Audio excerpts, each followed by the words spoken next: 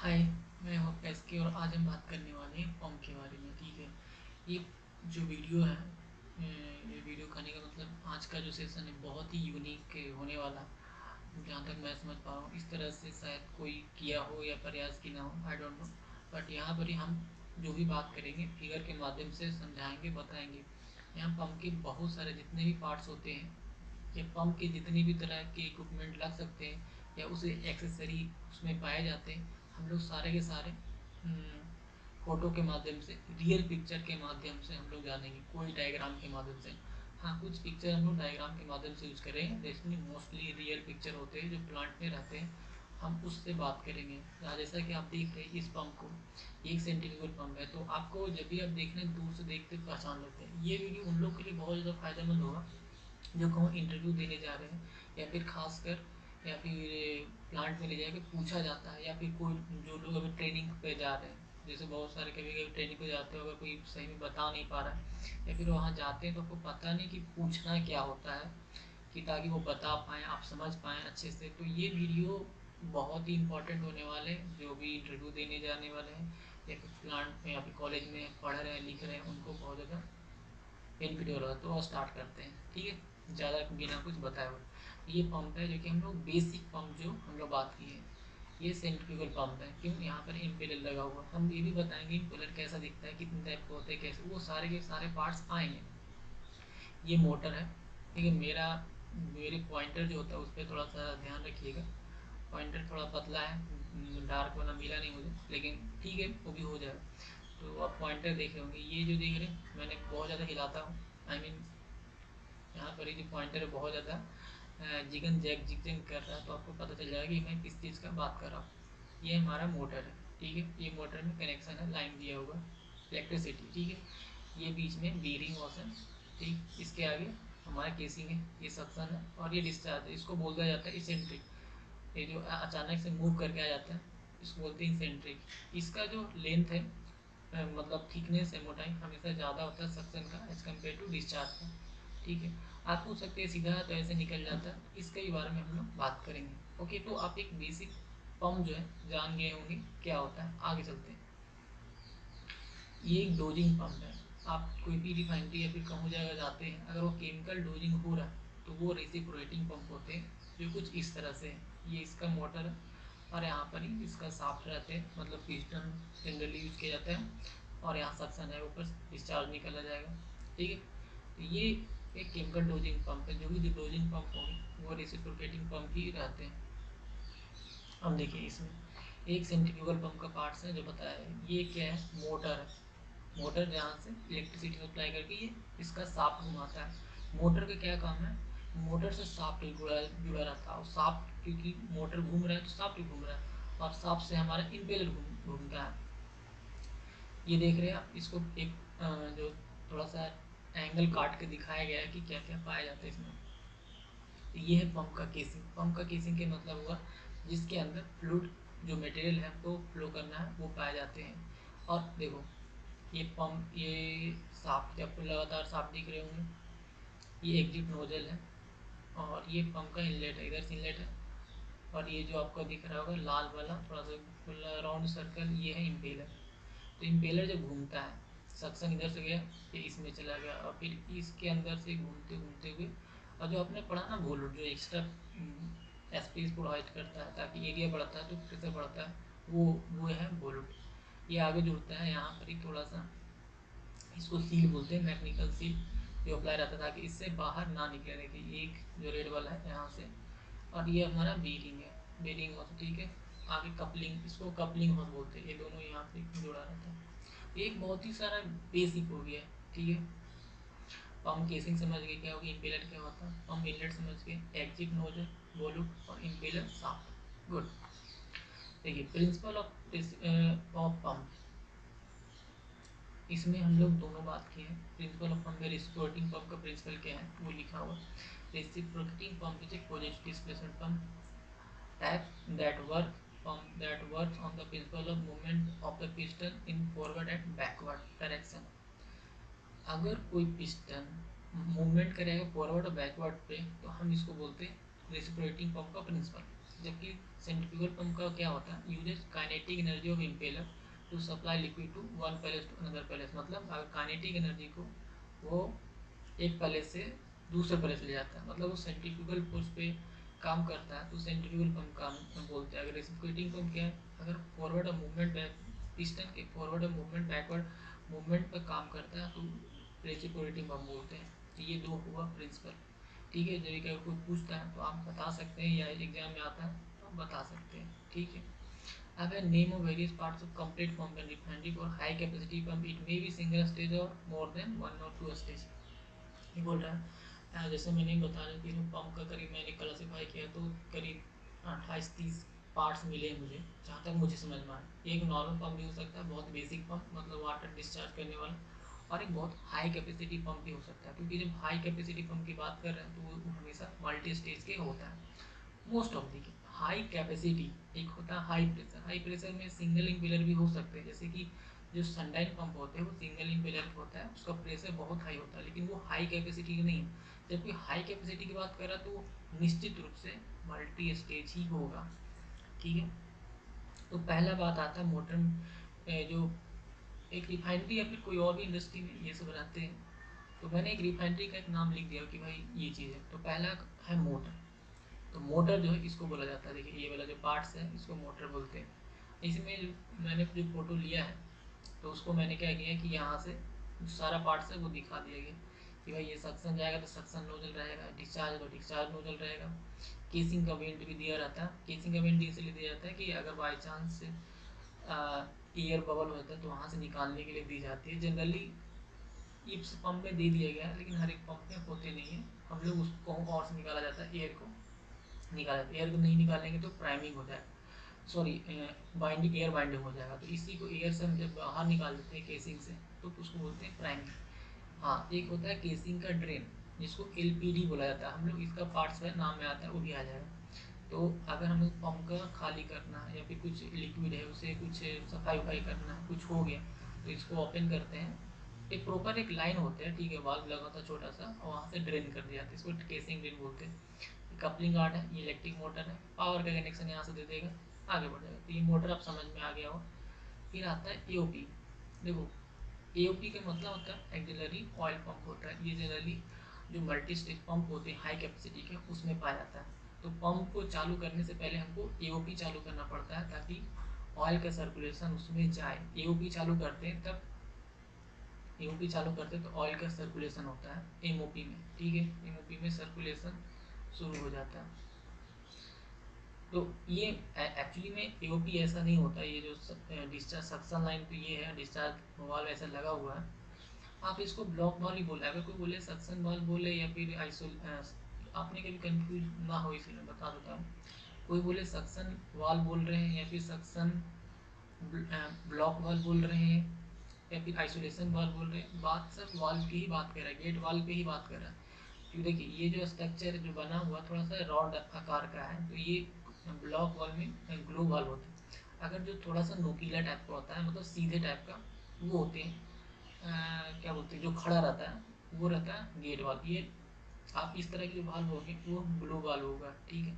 ये suction line में तो सक्शन पाइप बोलेंगे। जनरली एओपी ऐसा ही पंप रहता है, लेकिन उसमें इस तरह के वाल्व नहीं लगे रहते क्योंकि हमको मिल नहीं रहा था, तो मैंने ये लगा दिया, ठीक है। उसमें सिंपल से जाता है वो आगे निकल जाता है, उसमें कोई डिस्चार्ज उचार्ज का सक्शन डिस्चार्ज वाल्व का प्रोविजन नहीं होते हैं, ठीक है, एओपी में जनरली।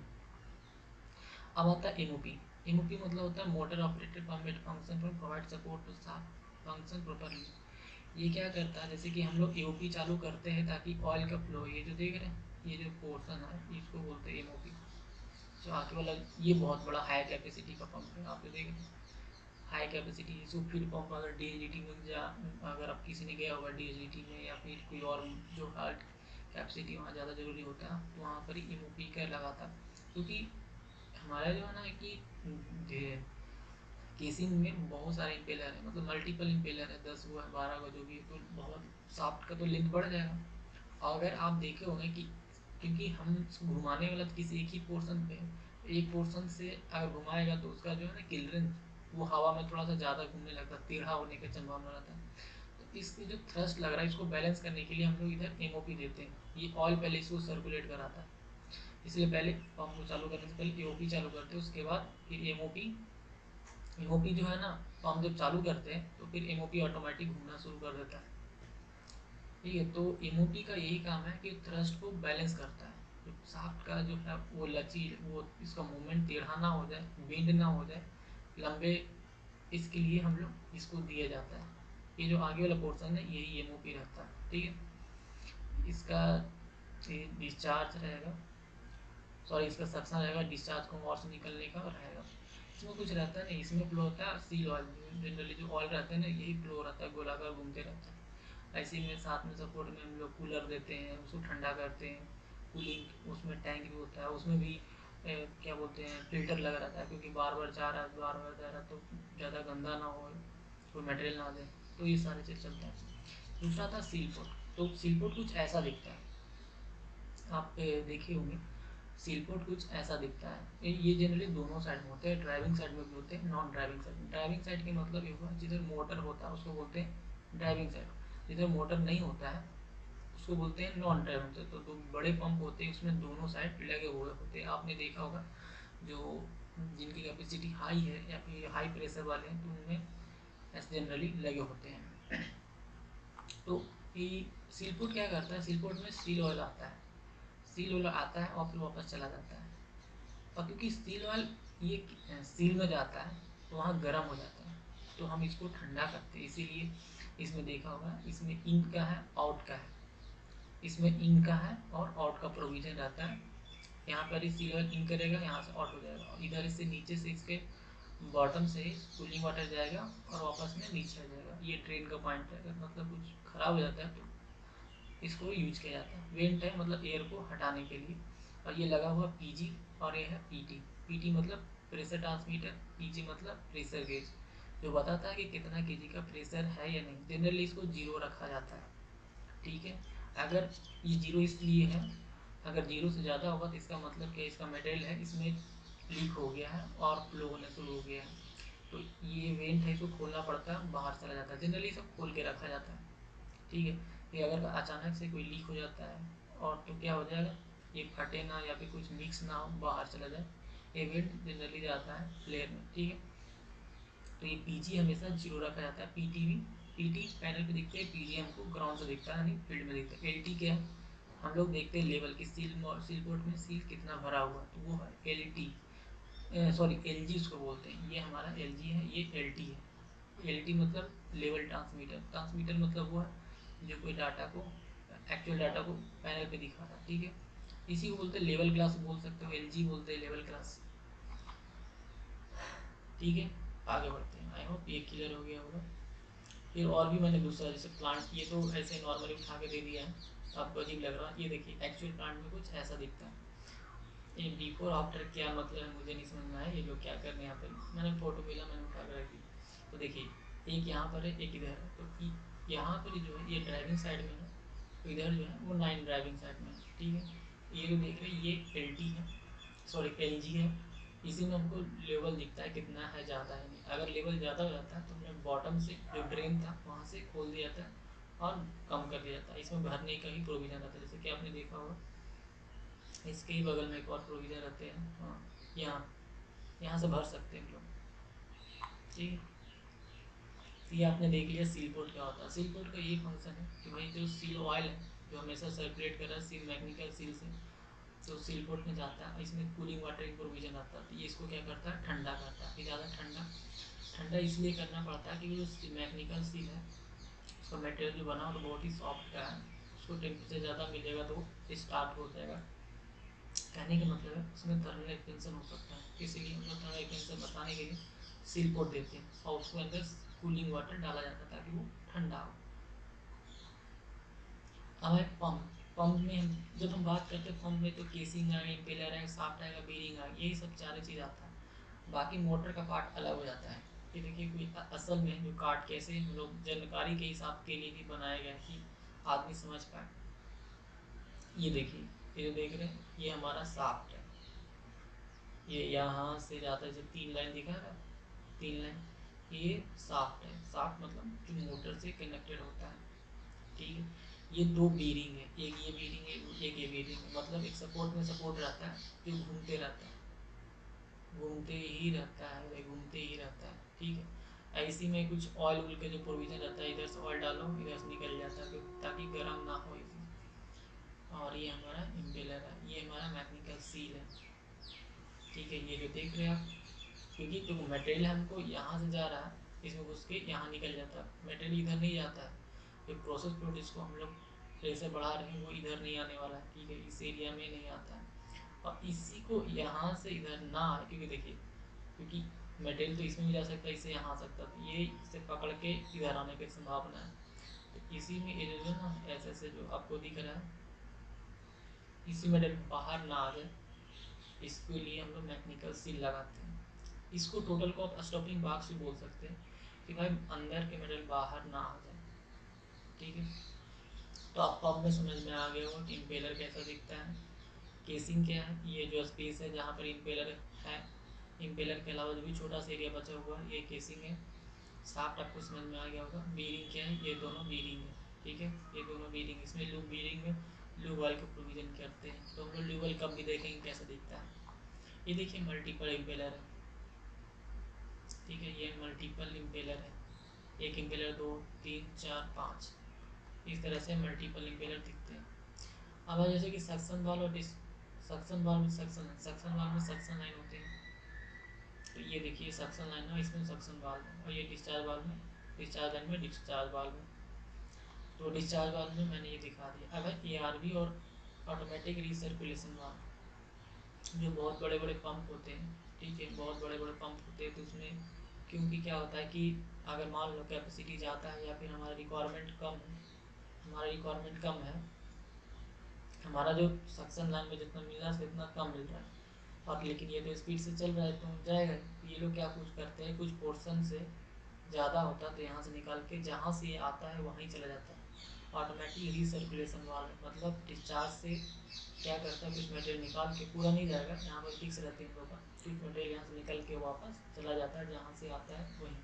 तो इससे क्या होता है कि उनको सक्शन लाइन में जो मटेरियल है वो काफ़ी अच्छे से मिलते रहते हैं, और आगे भी इनको कोई दिक्कत ना हो। फिर है leak of line, only multi stage pump में, जो मल्टी स्टेज पंप होता है उसमें लीक ऑफ लाइन भी पाए जाते हैं। तो इनका क्या काम है कि multi stage pump in thrust is created. जो मल्टी स्टेज पंप होते हैं तो मोटर के अपोजिट साइड में है, उसमें थ्रस्ट क्रिएट होता है इन साइड, तो उसके लिए बैलेंस करने के लिए लीक ऑफ लाइन दिया जाता है। देखिए ये जो दिख रहा है आपको, हाँ, क्योंकि बहुत दूर तक है, तो इसी को बैलेंस करने के लिए हम लोग क्या देते हैं, लीक ऑफ लाइन देते हैं। कि अगर मान लो किसी के इम्पेलर के में या किसी में प्रेशर बहुत ज़्यादा, क्योंकि आपको देखिए जहाँ पर ही जैसे क्वेश्चन पूछा जाता है कि अगर मल्टी स्टेज पंप है उसमें सक्शन में जाता है और पहले इम्पेलर के पास टेम्परेचर पर प्रेशर ज़्यादा रहेगा या फिर लास्ट वाले के, तो ऑफकोर्स जो आगे बढ़ते जाएगा उसमें प्रेशर ज़्यादा रहेगा। तो कभी कभी क्या होता है कि अगर मान लो मटेरियल कम हो जाता है या फिर ज़्यादा होता है तो कुछ ख़राब ना हो, थ्रस्ट ज़्यादा क्रिएट ना हो, तो हम लोग एक नीचे से लाइन दे देते हैं, जो सारे से जो मटेरियल है वो निकलता है, वो वापस जहाँ से आता है वो वहीं चले जाता है। ये लीक ऑफ लाइन है। ये मतलब बेसिकली ये है कि इम्पेलर को टूटने से बचाता है, किसी में कम हो या ज़्यादा हो सबको बैलेंस करने के लिए हम लोग लीक ऑफ लाइन देते हैं। तो ये लेगा, this is the balance bye leak of line. जो थ्रस्ट क्रिएट हुआ इन द स्टेज में, इन थ्रस्ट जो क्रिएट होता है उसको बैलेंस करने के लिए लीक ऑफ लाइन देता है। Check with pump supplier register design with value balance pressure, it has not greater than the derated pressure. ये बता रहा, मैंने जब लिख रहा था तो जो BFW पंप होते हैं वहाँ पर पक्का लीक ऑफ लाइन दिया ही जाता है। तो ये मतलब आपको क्या बोलते हैं, जो आपका जो बॉयलर फीड वाटर होगा, BFW का पंप होगा, या फिर कंडेंसेट का पंप होते हैं, वहाँ पर ये दिया ही रहता है, ठीक है।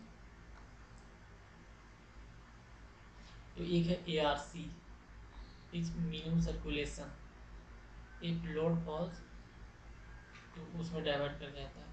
फिर आता है LGPT PGLT for seal port, जैसा कि हम लोग पहले भी दिखा चुके हैं। ये सील पोर्ट है, ये क्या है हमारा, ये हमारा लेवल गेज है, और इसी ये जो दिख रहा है हमारा ये LT है, और ये है PG।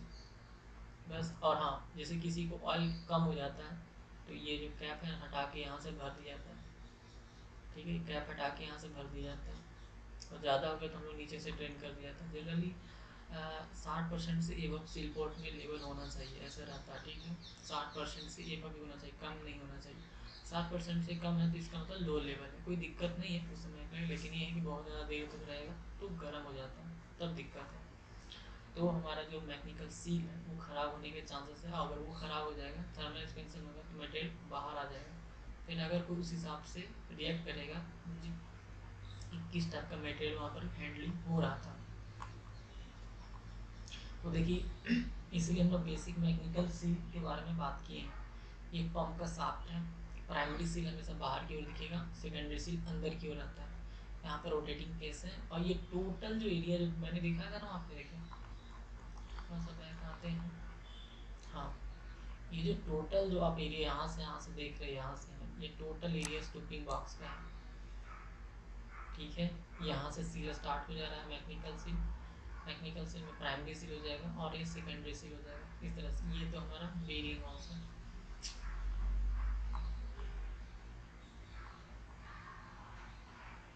ठीक है, ये टोटल पूरा हमारा स्टूपिंग बॉक्स में आता है।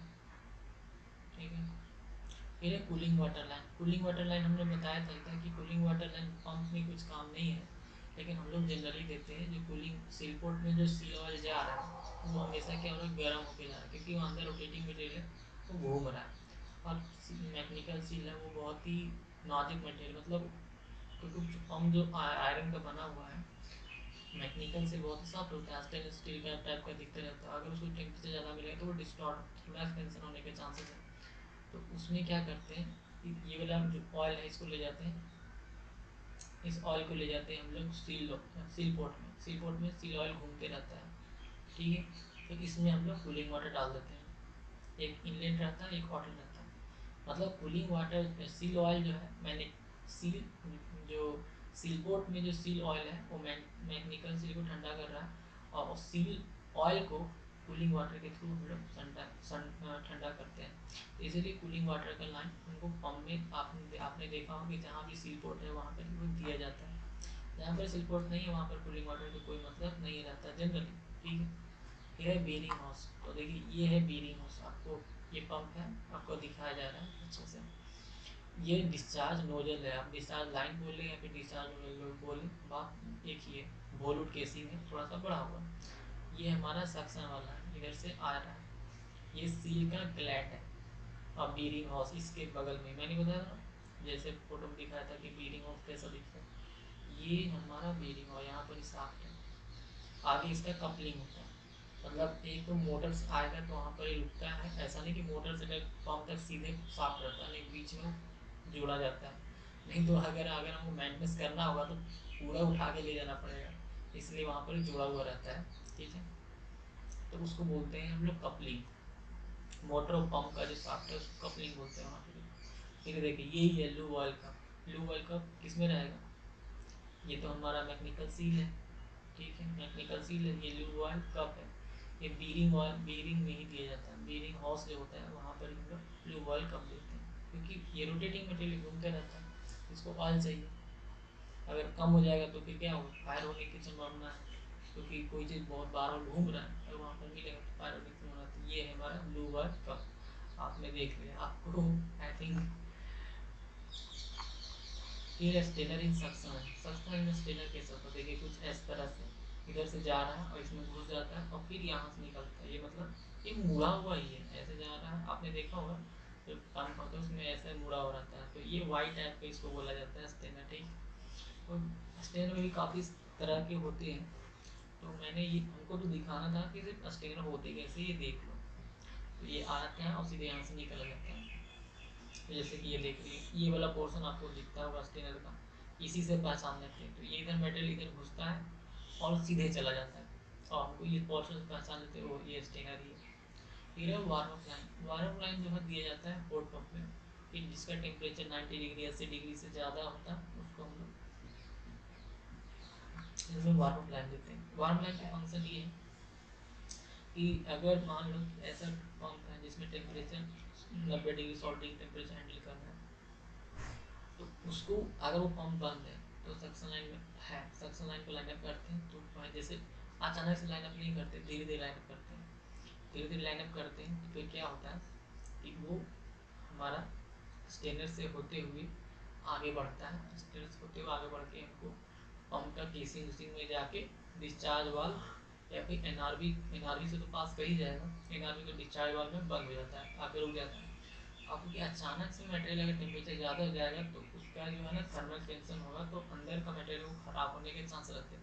इसलिए पहले एक ऐसा प्रोविजन किया जाता है कि डिस्चार्ज वाल्व से पहले कुछ हम लोग निकाल के उसमें दे दिया था। डिस्चार्ज वाल्व से पहले एक छोटा सा लाइन रहता है, वो निकालते हैं, मतलब कि वाल्व लगा रहता है, उसको ओपन करते हैं, फिर आगे चला जाता है, ताकि थोड़ा सा मटेरियल आता है तो वो उसको पहले से थोड़ा गर्म कर दें, वार्म अप करते हैं। बहुत ज़्यादा गर्म नहीं, वार्म कर दें कि अब थोड़ा सा मिलेगा तो मैं सहल होगा।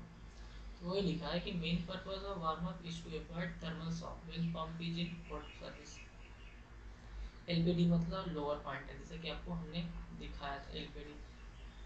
ये देखिए, ये सक्शन है, डिस्चार्ज है, और ये इसको अगर कुछ काम आया खाली करना तो यहाँ पे एक लाइन रहता है, यहाँ से लाइन रहता है और यहाँ से ओपन कर देंगे तो ये ट्रेन निकल जाती है, इसको बोलते हैं एलपीडी। एक सील वाला देखिए, बहुत सारे पंप के डिजाइन के हिसाब से सील वाला आते हैं। तो मैंने फोटो दिखा दे टैंक का कि भाई देखो सर्वो सिस्टम इसको बोलते हैं। सर्वो सिस्टम 46 रहता है, 32 रहता है, जनरली ये दो चीज़ लोग यूज़ करते हैं प्लांट में। और जैसा कि नॉर्म्स रहता है क्योंकि सारे पंप के जो डिजाइन रहते हैं उस हिसाब से सर्वो का सिस्टम ऑयल का अलग अलग आता है। जनरली 46 और 32 बहुत ज़्यादा यूज़ किया जाता है, ठीक है। फिर है नॉन रिटर्न वन, देखिए ये जो देख रहे हैं ना, एक्चुअली में ये नॉन रिटर्न वाल्व तो नहीं कर सकते। नॉन रिटर्न वाल्व यहाँ पर लिखा हुआ है कि वापस ना आए, ठीक है। ये कुछ ऐसा पंप है जो इधर से जा रहा है, यहाँ से एक जो लाइन निकलता है ये ARV निकलता है, और यहाँ से आगे जाता है डिस्चार्ज लाइन, और डिस्चार्ज लाइन में ये रहता है हमारा NRV। ये जो दिख रहा है ये पोर्सन NRV है। NRV में तरह तरह के होते हैं, तो इसलिए आपको अजीब लग रहा हो कि ये कैसा NRV है, ठीक है। हम लोग बात करेंगे NRV जब पढ़ने होंगे डिफरेंट डिफरेंट तरह के तब। ये जो देख रहे हैं आपको लाइन, ये डिस्चार्ज लाइन है, और पूछेंगे ये क्या है, इसको पता नहीं, मुझे याद नहीं आ रहा क्या बोलते हैं, लेकिन ये एक पोर्शन होता है जहाँ से ARV निकलता है। ARV निकलता है या ऑटोमेटिक रिसर्कुलेशन लाइन, ताकि वापस जहाँ से आता है, जैसे मान लो इसका सक्शन एक टैंक एक वो वेसल से लिया जाएगा V10 से, तो ये जो है ना मटेरियल वापस V10 में ही जा रहा है, और ये जहाँ पर जाना था वहाँ चला जाएगा। एक है FLC, फुल लोड करेंट जिसको बोलते हैं FLC। FLC मतलब फुल लोड करंट। अगर मान लो कि FLC आपने FLC में ये पता चलता है, ये जो आप देख रहे हैं आमीटर, आमीटर जो देख रहे हैं, आमीटर ही तो करंट को मेजर करता है ना। तो इसमें जो अपना नंबर देख रहा है, आपने देख रहा होगा कि 100 लिखा हुआ, 200 लिखा, 300 लिखा, 400, इसमें एक रेड मार्क भी रहता है, ठीक है। रेड मार्क वो बताता है कि इस रेड मार्क से आगे नहीं जाना चाहिए। अगर ये आगे जाता है तो FLC से ज़्यादा है, और FLC से ज़्यादा होगा तो पंप ट्रिप कर सकता है, ठीक है, पंप ट्रिप कर सकता है। तो अगर कोई पूछता है कि FLC कितना है तो वो रेड मार्क वाला ही बताया जाता है। कि मान लो कि यहाँ पर एक 300 है, रेड मार्क 300 पे है, तो FLC हो जाएगा 300। तो हमेशा 300 से कम ही रहना चाहिए, चाहे किसी भी हालत में। अगर उससे ज़्यादा तो इन्फॉर्म करके बंद करना चाहिए, वो सेफ नहीं है, ठीक है। मतलब पंप ट्रिप कर सकते हैं या फिर कुछ और भी हो सकता है, ओके। फिर स्टार्टअप बटन, और स्टार्टअप बटन विद लॉक और रिलीज। देखिए कुछ इस टाइप, ये जो है ना, ये जो सिस्टम, ये लॉक करने का सिस्टम है, लॉक। इसको आप घुमाइएगा तो मतलब दबाने से एक दबा के घुमा दीजिएगा तो बंद हो जाएगा, और घुमा और दबा के घुमाइएगा तो खुल जाएगा। अगर ऐसा अगर आप ये रिलीज नहीं करते हैं और कोई आदमी चाहेगा स्टार्ट करना तो नहीं। अगर मान लो कि ये लॉक लगा हुआ है और इसको बाद में अगर वो स्टार्ट करना चाहेगा तो स्टार्ट नहीं हो सकता। ये जब तक रिलीज नहीं होगा तब तक नहीं स्टार्ट होगा, ठीक है। तो स्टॉप तो कोई भी कर सकता, लेकिन स्टार्ट नहीं कर सकता। यही है कि प्लांट में कोई गया, कोई पागल है, मतलब पागल नहीं, किसी वजह से कोई लकड़ी है, कोई काम कर, कोई दबा गया। क्योंकि मेरा भी डर लगता था कि ऐसा रखा हुआ है, कोई दबा देगा चालू हो जाएगा। तो फिर ये लॉक का सिस्टम आया है कि ठीक है कि ये लॉक जब रिलीज होगा तभी चालू होगा, नहीं तो नहीं होगा। फिर है ड्रेन टू OWS और CVD। तो देखिए OWS मतलब होता है ऑयल वेस्ट वाटर, सीवेयर बोल सकते हैं या सीवियर बोला जाता है, ठीक है, या फिर सर्विस बोलते हैं, कूलिंग वाटर जो है। और CVD, CVD मतलब क्लोज ब्लो डाउन। तो हम लोग यहाँ पर लिखे हैं कि OWS और CVD में कौन कौन चीज़ें जाता है। OWS मतलब होता है एक ऐसा लाइन, एक प्लांट में एक ऐसा प्रोविज़न होता है जहाँ पर ही आपको कोई चीज़, मतलब पंप है, पंप में या फिर कोई चीज़ मटेरियल है, कुछ ख़राब हो गया है जो काम का नहीं है, तो अचानक से तो प्लांट में पानी भर नहीं सकते, तो वो वापस वहाँ पर लाइन पे जोड़ देते हैं। जो वो ओपन होता है वो दिख सकता है कि वहाँ पर क्या जा रहा नहीं जा रहा, वो दिख सकता है।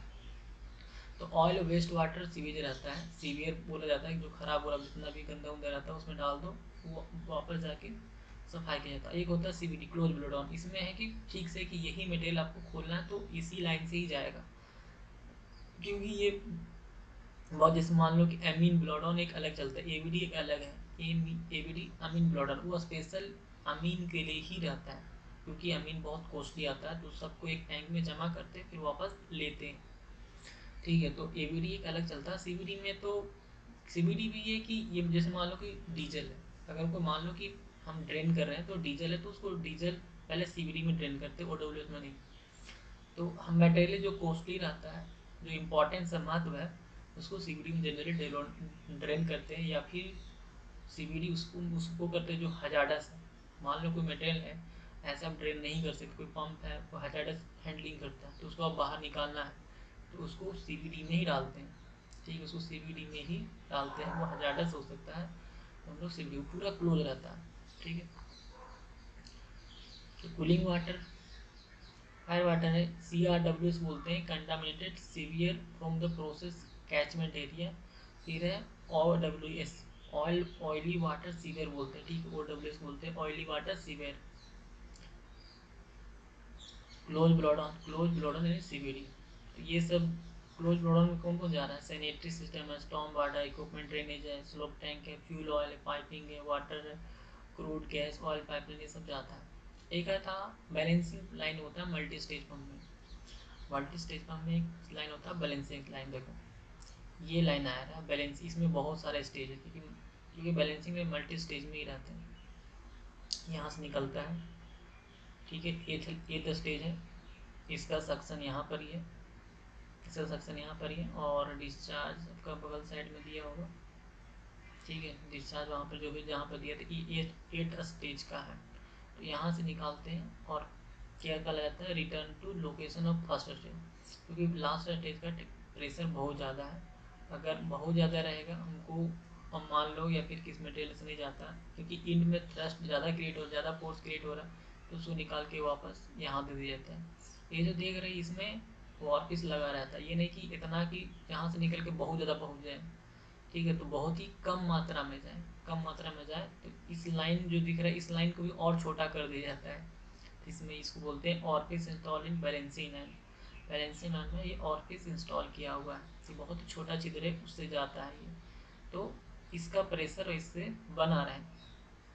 तो ये है बैलेंसिंग लाइन की 8 स्टेज उठा के फर्स्ट स्टेज में डाल दो, तो बैलेंस हो गया कि भाई इसका प्रेशर थोड़ा तो, मतलब ये नहीं कि ये अगर 20 है तो ये भी 20 हो जाएगा, नहीं, इसका बहुत सारा पोर्शन जो आगे जा रहा है इसका कम हो जाएगा। तो हमारा जो साफ पे जो है ना लोड कम आता है, वो ख़राब नहीं होता, टूटता नहीं। फिर है इंसुलेशन ऑफ लाइन। तो ये देखिए जो वाइट वाइट जो दिख रही है ये सारे इंसुलेशन, इसी तरह से सक्शन डिस्चार्ज में इंसुलेशन किया हुआ रहता है। फिर है instrument air to motor before startup और रेडी टू स्टार्ट कंडीशन। ये बहुत जो बड़े पंप होते हैं ना उसमें दी जाती है, जो मोटर होते हैं, तो ऐसा माना जाता है कि उसमें मटेरियल हो सकता है कुछ पहले से भी जो हाइड्रोकार्बन है फंसा हुआ है या इन कर गया है किसी कारणवश से, अचानक से चालू करेंगे तो फायर या स्पार्क होने की संभावना रहती है, तो इसीलिए उसको पहले से हटा दिया जाता है, तो एयर डाला जाता है मोटर में, तो इंस्ट्रूमेंट एयर जनरली उसमें डालते हैं। ठीक है, फिर है स्टेनर PDA। जहाँ जो बड़े पंप होते हैं ना उसमें स्टेनर रहते हैं, और स्टेनर में और उसमें जुड़ा रहता है जो स्टेनर के अप स्ट्रीम और डाउन स्ट्रीम। अप स्ट्रीम मतलब क्या हुआ, इनलेट, और डाउन स्ट्रीम मतलब आउटलेट, ये दोनों जस्ट स्टेनर के बगल से ही दोनों लाइन लिया जाता है, और देखा जाता है कि इस स्टेनर से अगर जो डिफरेंशियल प्रेशर है अगर बहुत ज़्यादा है तो क्या होगा, इसका मतलब है कि स्टेनर जो है ख़राब हो चुका है, काफ़ी ज़्यादा काफ़ी ज़्यादा स्टेनर अच्छा से काम नहीं कर रहा। अगर PDA कम है तो बहुत बढ़िया है। तो देखिए इसलिए डेल्टा टी डेल्टा पी लिखा, मतलब डिफरेंशियल प्रेशर बार में लिखा है कि कितना है, कितना ज़्यादा है। तो कुछ इस तरह से पीडीए रहता है, ठीक है। फिर इम्पेलर, देखिए इम्पेलर का 3 टाइप है। ओपन इम्पेलर ये है, सेमी ओपन इम्पेलर ये, क्लोज इम्पेलर है। तो जनरली हम लोग ये इसी का ज़्यादा यूज किया जाता है, क्लोज इम्पेलर और सेमी ओपन इम्पेलर का। ओपन इम्पेलर लगभग ना प्यार समझिए, ठीक है। सेमी ओपन और क्लोज इम्पेलर को बहुत ज़्यादा यूज़ किया जाता है। देखिए साफ्ट साफ्ट कुछ ऐसा दिखता है भाई, ये डंडा। प्राइमिंग क्या है, पंप प्राइमिंग इसे मैनुअल और ऑटोमेटिक प्रोसेस हो सकता है, मतलब खुद से भी कर सकते हैं और ऑटोमेटिक हो सकता है। उसमें क्या होता है कि which air present in pump and it suction line remove by filling liquid, liquid को फिल कर दो, एयर अपने आप निकल जाएगा। तो लिक्विड के द्वारा फिल करके सक्शन लाइन में, डिस्चार्ज लाइन में केसिंग से अगर हम एयर निकाल देते हैं तो उसको बोलते हैं priming. In the pump priming process क्या होता है, pump is filled with liquid pump and the liquid forces remove, liquid forces क्या करता है, एयर को हटा देता है, या फिर गैसेस एयर वेपर सब। With the exception of few self priming most all pump are primed, ठीक है। स्टॉपिंग बॉक्स, तो देखिए भाई ये जो मैंने आप पहले ही बता चुका कि पूरा एरिया को ही स्टॉपिंग बॉक्स बोला जाता है। तो अब ये कूलर है आगे, आई थिंक पंप के जितने सारे पार्ट्स हैं वो लगभग कंप्लीट हो चुके हैं, इसीलिए ये ख़त्म हो गया है, ठीक है। कुछ और पार्ट्स अगर बचते हैं तो मुझे बताइएगा कौन कौन से लाइन होते हैं और बचा जाता है से, ठीक है। Thank you. और अगर कुछ अच्छा कुछ बचा हुआ तो मुझे बताइएगा कौन कौन सा बचा हुआ, ताकि मैं उस पर बताऊँ। और इसी तरह दूसरे भी जैसे पंप कॉलम आते हैं, जो इक्विपमेंट एक्सचेंजर है, इसमें सारी चीज़ें हम लोग बताएंगे। तो थैंक